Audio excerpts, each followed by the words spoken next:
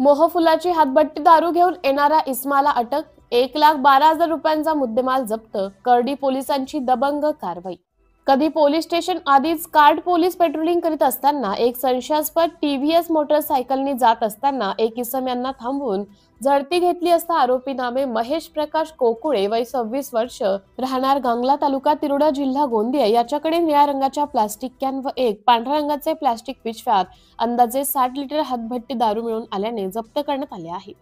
त्यावेळी त्याच्यासोबत एक आरोपी श्री हनक तुलाराम नरेश्वर, वय 55 वर्ष, राहणार गांगला, तालुका तिरोडा, जिल्हा गोंदिया हे करडी पोलिसांना मिळून आल्याने त्यांच्याकडून 60 लिटर हातभट्टी दारू किंमत 12,000 रुपये, एक टीव्हीएस ज्युपिटर 125 गाडी क्रमांक MH अंदाजे किंमत 90,000 रुपये व एक विवो T30 5G कंपनीचा मोबाईल असा मुद्देमाल जप्त करण्यात आला।